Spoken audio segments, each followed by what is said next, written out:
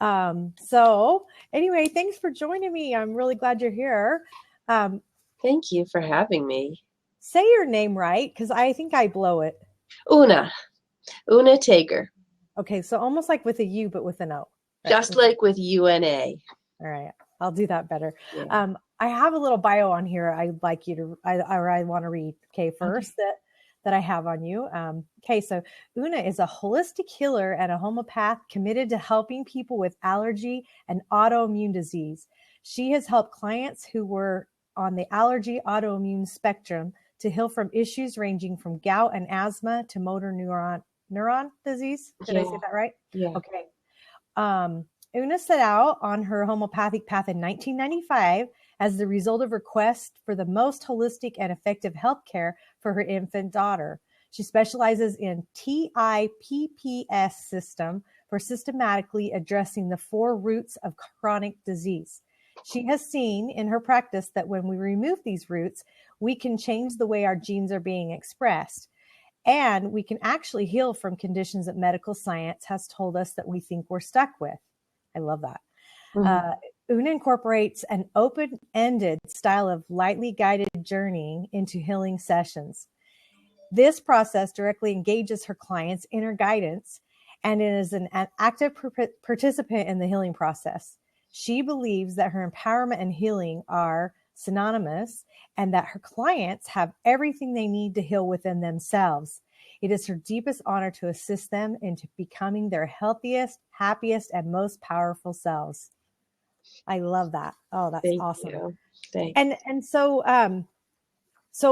for those of you who I'm new to Blab as well, and so I'm Holly Porter, and I actually do image consulting with people, and I help people grow their businesses and look their best, so that when they're on stage speaking and doing what they are doing best, that they look their best. And so um, that's what I do, and I'm super excited to have some of my friends join me on Blabs. Today, we're just going to be interviewing back and forth. We're not going to open up and see. And I'm planning on about 30 minutes for those of you watching so you can see, and I'll be respectful of your time. So super excited to work with Oonagh today. And so with that, and to go, I have a couple questions just to ask you, and we can just see where it goes. Okay. We don't have, this isn't scripted. You know, I watched you on stage.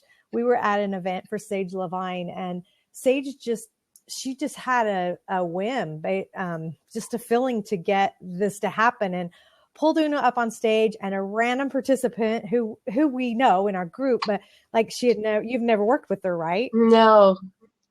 Oh my gosh, it was like amazing magic. And so she knows her stuff. And so I was really excited to be a participant and watching in the audience that. So that was cool. So I love what you do, but I'm going to just start off asking you, and you take this where you want it to go. And if you're feeling like people that are watching now and will be watching, that we can share what you feel like you desire. Okay. Sure. So this is something I'd like to ask you. I haven't seen very many homeopaths specializing in a particular issue. What made you decide to specialize in allergy and the Okay. autoimmunity?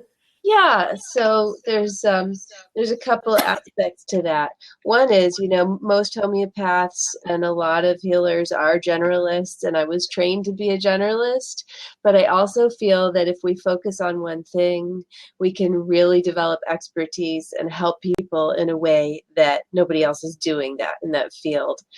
Now, autoimmune, I put allergy and autoimmune together because I think they're very closely related. I just see them as on a spectrum about figuring out, okay, our immune system is figuring out what's okay, what's not okay. What can I let in, and what do I have to fight off? Okay. So if in autoimmune, our immune system is attacking our own body. So there's the feeling that there's something about me that's not okay. Well, Yeah. in allergy, where our immune system is freaking out about other things that are out there, feeling like, oh, this isn't okay, that's not okay. So there's not really a big difference between what's out there and what's in here. Like in the same way that how we treat other people is how we're treating ourselves. Mm-hmm. So allergy is kind of like autoimmune light in a way. And it's, of course, we know it's not so light, but autoimmune can get very tricky. So now when I was in my 30s and my daughter was 5 or 6, I found out that we both had celiac, which is an autoimmune disorder. And because it had gone unaddressed for so long for me, I already had inflammatory bowel disease, which is one of the things that can happen. So, I was bleeding and I didn't know why. And so that was my introduction to the world of autoimmune. And then, I learned how to manage that. Of course, I stopped eating gluten and was very careful with my diet and took good care of myself, and same with my daughter. But then in my 40s, my marriage broke up and there was a lot of stress and I had a lot of guilt, so there was a way that I was very hard on myself going through this process. I think we can all, many of us can kind of relate to when something we've committed to doesn't work out, we can be hard on ourselves. And then I developed chronic fatigue as I was going through that. And so that's been more of a challenge. So I used homeopathy to, throughout my process, dealing with the chronic fatigue, and I found it very helpful. And can you explain? I'm sorry, but can you explain chronic fatigue for those people that don't understand what that is? I don't think chronic fatigue is particularly well understood. It is considered an autoimmune disease, and name some of those so people, because they've heard of them, but they probably don't. So good point. So rheumatoid arthritis, diabetes, even type 1 and type 2 are both now considered autoimmune. MS, ALS, celiac, of course. I mean, there's so many things that people are dealing with now, like Parkinson's. More will come to me as we talk. But there's even gout and asthma. These are things that affect a lot of people, that they have an autoimmune component. And so allergy and autoimmune has really become epidemic. So, I mean, there's just so many different disease names out there. I think it's very much a disease of our times, and something that I think we have to heal as part of our spiritual evolution. Like when people talk about the great shift and we're stepping into a new way of living on earth, we have to heal this immune confusion that underneath what I realized. So of course, I was taking care of myself with remedies from my physical body, and the remedies are holistic. So I was looking at the whole pattern. But when I really started to make progress with the autoimmune is when I had a dream. And I know it was divine guidance, and it was teaching me about what my autoimmune was about. And so this is kind of a fun story, and I'll try to make it short, but if you'd like, I can share this dream with you, because I think people might be able to relate, or it might give them a little clue if they're suffering with autoimmune. So, so in my dream, there was a murderer on the loose, and the murderer had already murdered another homeopath in my area. So this person was on the loose. Everyone was a little bit scared. And at one point in the dream, I'm outside my apartment door, and somebody jumps me. And she's this very angry woman, like maybe in her 40s. She had super curly red hair and this really angry look on her face. And she gets on me and she pins me down on the ground, and she has her hands on my throat. And she says to me, "Do you like sweet potato?" Okay. Right? It's weird. It's a dream. Bear with me. And I'm laying there and I'm thinking, if I say I like sweet potatoes, she's going to kill me. And so I say, no, I don't like sweet potato. And the minute I said it, like, I had this realization in my mind. I'm just going to say this little biblical connection because I was raised Catholic, and a lot of people don't get this if they don't know anything about the Bible, but I'll just put it out there because maybe people will relate. In my mind, I thought this is exactly what happened to Peter when he denied knowing Christ in the Bible after Jesus was arrested, and Jesus told Peter he was going to deny him 3 times before the cock crowed twice. And sure enough, he did, because he didn't want to be arrested and people were questioning him. Didn't I see you with that guy? And so the minute, of course, it's that moment of realization that we've denied what's most important to us. So it's like denying our own essential soul. And that was the feeling as soon as I said I didn't like sweet potato. And I woke up. So I kind of didn't I didn't know what to make of this dream. And I talked to a really close friend about it who's an energy healer, and we just thought about it. And I realized that it related to my boyfriend. My boyfriend cooks a lot of sweet potatoes, and he had just made sweet potato soup for my parents who were visiting. And also the color orange relates to the 2nd chakra, which is about creativity and sexuality. So you can kind of see the boyfriend connection there. And also sweet potatoes are this, like, sweet, rich food that's really nourishing. And so, and I have celiac, and that means I can't eat bread. That's one of our basic comforting, foundational foods. So I think it related to the food thing too. And, when I sort of thought about it a little more, I realized, the way I was raised, my mom, bless her heart, was really uncomfortable with sexuality. She didn't like my boyfriend. She was uncomfortable about people getting close and intimate in kind of any way. I mean, she was raised German Catholic, and it was just a very oppressive upbringing. And food, like she didn't want us to get fat, and she didn't kind of believe in sensual pleasure. Like that was a whole area of mistrust for her. So I had gotten a lot of messages that the parts of myself that wanted these things were not really okay. Mm-hmm. And so what I realized was that the autoimmune was about it, like that I was trying to attack the parts of myself that were not okay because I wanted acceptance and love. Okay. And so, so back to the dream, this woman was she was going to kill me if I didn't deny what I loved most. So that was like a big turning point for me. And I thought, this is a huge issue that's so important to our times. We need total self-love and self-acceptance if we're going to really bring our gifts to the world.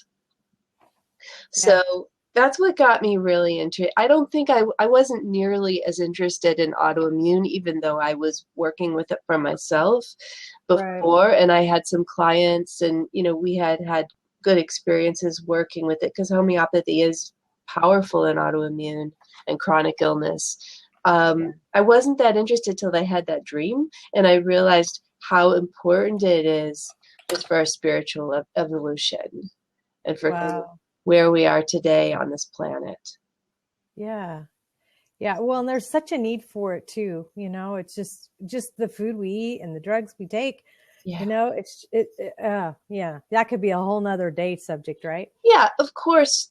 People suffering from chronic disease and autoimmune, they're getting assistance from conventional medicine, which has to do with just managing their symptoms. And often the medicines they're getting are toxic, or, there's a real trade-off, and they're not, we're not told we can heal from these things. Yeah. And my experience has been that we can. I had hey, Stephanie, thanks for joining us. I had a real estate client that I was talking to the other day that was on 27 medications. Oh my It, God. it was giving her Parkinson's. Like I warned my husband when we went over there, I said, she's going to talk a lot and you're not going to understand her. So just nod your head and be really kind, Yeah. which he would be anyway. But I was just like kind of giving him a heads up. I got there. She was like totally fine. And she tells me that story that they took off 27 medications.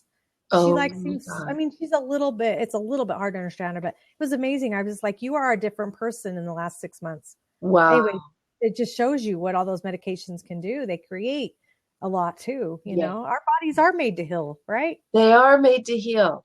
Yeah. And there's all, when we have something that is being called chronic, there's always a reason that that condition is stuck.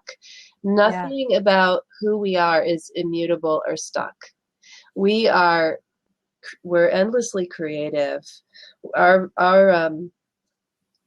spirits are just ingenious at providing us what we need to heal and grow. And But so we feel stuck. Like we feel it stuck really because does feel stuck, because we've been trained away from listening to our guidance. We've been trained to just follow these protocols of the medical establishment. Yeah. And so when we're told that we can't heal from something, that creates a very powerful belief. And our beliefs are the things that create our conditions. Right. So the first thing we need to do to understand, and that's one of the reasons I wanted to talk to you today, is that it is possible to heal. Yeah. And it is possible to heal chronic stuff. Mm-hmm.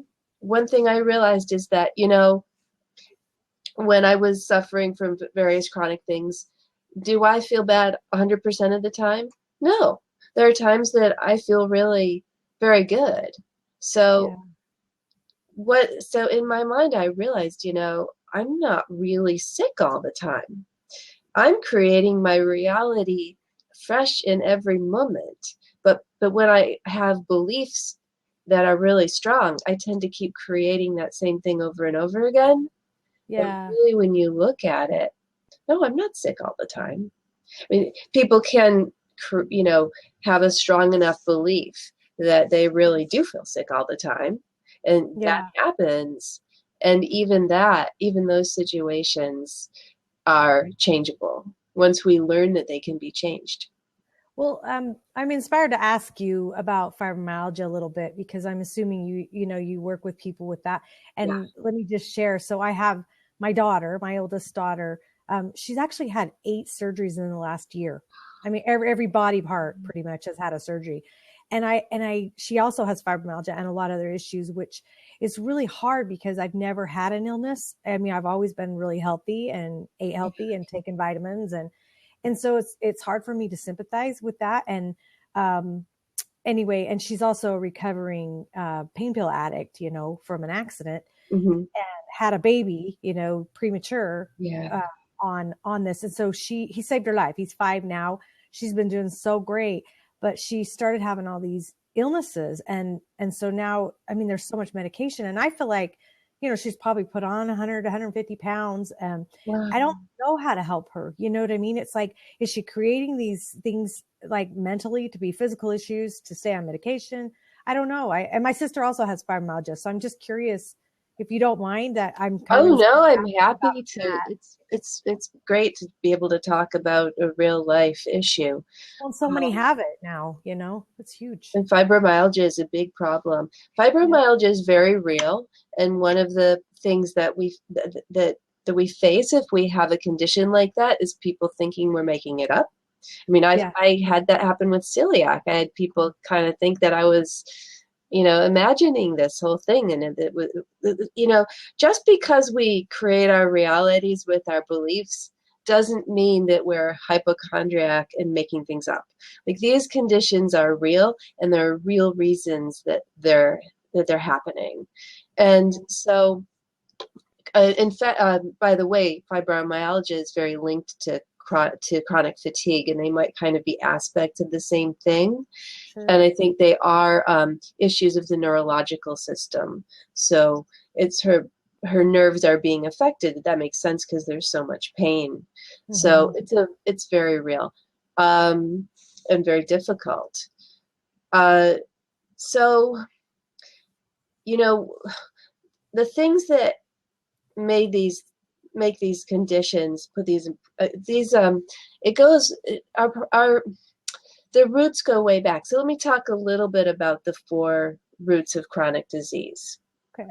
It's because what happens is our gene expression is affected by a number of things, and how we're living, what conditions we're creating physically are affected by a bunch of roots that can go back to our ancestors and be passed down.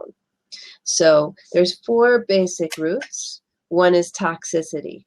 So whether she was exposed to certain toxins or whether her parents or grandparents were, that could have been passed down.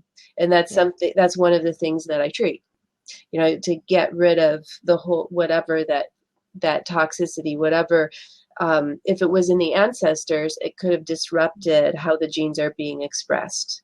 So we want to reverse that. The second thing is infectious disease. And that works kind of similar in a way to a toxin. So if your ancestor had tuberculosis and something happens with that tuberculosis, well, for one thing, people didn't used to often heal from it, but but if it was a pattern in the family, that that pattern gets passed down. Mm-hmm. And so people whose ancestor or grandparent or whatever have had tuberculosis have certain traits that we can recognize as healers. And so, that's like an imbalance that they were born with. So we need to give remedies to get rid of that. Tuberculosis is just an example. There are many infectious diseases that affect us in that way. And by infectious diseases, I mean something that was caused by a virus or a bacteria, not what we call chronic stuff. So then there's physical traumas. So physical traumas that she might have had or the ancestors have had. I mean, I've seen cases where there was a grandparent who had a serious accident, and that's actually affecting his offspring. This is all happening at an energetic level. It's kind of mysterious. We don't totally understand it, but this is what we see. And then the other one is psychological trauma, and that's really big. These days, the study of epigenetics is very hot.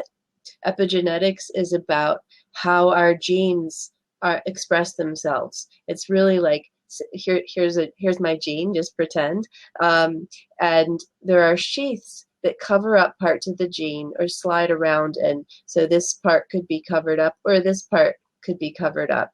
And so in a serious trauma, our response to life, our stress, like our kind of default responses get changed based on that stress. So people, epigeneticists studying offspring of Holocaust survivors, they have certain post-traumatic stress that has been passed down from their parents, not just through behavior or, how they were treated or attitudes at home, but actually through genes, through the epigenetics. And this can also be reversed through genes. So when I'm dealing with somebody with something like fibromyalgia, I'm looking into the past for all those things. What happened to their ancestors? What ethnicity are they? What happened in that country? Where have they lived? What professions were their parents and grandparents? Were there major toxic exposures in that profession? My grandfather was a dentist, and so he was putting mercury fillings in people's mouths. Not only that, but he made these little toys that he called jumping beans for his kids, my dad included. He would take like a little capsule, like you might put herbs in or something, and he would fill it with mercury and bring it and give it to his kids to play with. And they would play with it till it melted in their hand and was a gooey mess. Because mercury is really fun to play with. Nobody try it, because now we know it's really not okay. It is not safe.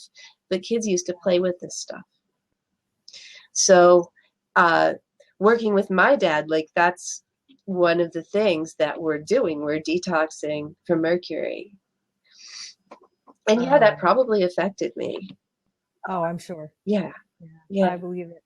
Well, when you talk about the PIPPS system, let's talk about that a little bit. Yeah, so that is that the T and the I and the P are for those 4 roots. So toxicity, infectious diseases, physical trauma, and psychological trauma. So that's where you get the tips. Okay. And that is, I have a very special homeopathic teacher. This is new, cutting edge work. Not a lot of not a lot of homeopaths are using it yet, but certainly around the world, people are using it. It started in Africa because he started by working in Africa with AIDS patients before there was any medical help available for them. He received spiritual guidance to go and work in Africa on AIDS, and he went until and kind of just by himself in the middle of Ethiopia, where there were no other homeopaths, and there were doctors, but the doctors didn't have retrovirals yet, so people were just dying. And he worked there and did a lot of work on diseases and infectious diseases, because that's what's most needed in Africa, and really figured a lot out. And then because he was in Africa, there was a whole lot of psychological trauma. He went and worked in Rwanda, and he took his kit of infectious disease remedies and suddenly found they weren't working. And he was used to them working on everybody that he treated in Africa. And what he realized was that these people were in such a severe state of PTSD that they couldn't heal from anything. They had 15 years ago had this horrendous genocide occur, and it was like a memory that was so fresh that it was like it happened yesterday. These people basically couldn't be in the present at all, because if you imagine sitting down to try to read a book, and instead of taking in the words in the book, you are seeing images of your neighbor being slaughtered or your parent being slaughtered. Right. So so then he started to develop the psychological trauma remedies, and the first one was for war and genocide. And when he was able to give the Rwandans that remedy, then they would heal. They came back so beautifully. Within a couple of days, they would be in the present, and those PTSD memories were distant. The genocide memories were distant. So suddenly they had their lives back, and then they were able to heal with the infectious disease remedies. Then they were able to have their malaria treated or whatever it was. And so he realized, then he started to work on chronic diseases, which that includes your autoimmune stuff and your allergy stuff. And then he realized that in order to heal from the chronic stuff, we had to address all the roots that were holding this sickness, that were allowing this sickness to take hold. Okay. So he developed this very systematic way of looking at, okay, what were the toxicity exposures? What happened in this person's past or in their ancestry that made this fertile ground for this disease to take hold? Wow. So, yeah. It is amazing. Well, I know we're pretty much out of time, but I do want you to do me a favor. I know that went by so fast. We'll do it again. Holy smokes. Yes, please. I'd love to. But I'm wondering if down there in the messages, will you put how people can contact you? Oh, yes. So, and you do discovery sessions, right? Yes, I have Tune Your Immunity breakthrough sessions, awesome. Which is that's a free half hour with me, where I'll just go as deep as we can in a half an hour to see to really hold space for you and see what could be a way forward for you in your healing, and also would it be a fit for us to do further work. But I really want people to walk away from that session with something valuable for themselves, so that some insight or hope. that's my number one job, is to give people hope and realize they have options. So I'm putting in my well, I've seen you in action, so I know how awesome you are, and I know me and you and I, however I want to say it, are going to work together too in the future. I'd absolutely love to, and in both ways, because I need a little image help. That's not my. You look beautiful today. I was going to tell you, I love whatever's behind you. Thank you. It almost looks like a rug. It is a beautiful hand embroidered wool tapestry that I bought in India when I was studying there. Not that I'd see it on a floor. I'm just saying it looks like something. I know really it is. It could be, except that it's of course it's too nice to put on the floor because you don't want to step on it. But it is it's a heavy tapestry. Yeah, thanks. Well, you look beautiful in front of it. All your colors just like blend right with it. So I love that. Thank you. You look gorgeous as always. I absolutely love your colors. You're my style hero. Awesome. Well, thank you so much for coming on, and we'll set up something again. Okay. It'll be awesome. Yes. And everybody that joined us, thank you. We'll shoot out the replay on social media too, so our ELA sisters can watch it. Thank you, Holly. This was delightful. Yeah. Have a great day. See ya. Okay. Thank you to everybody who's listened. Bye-bye.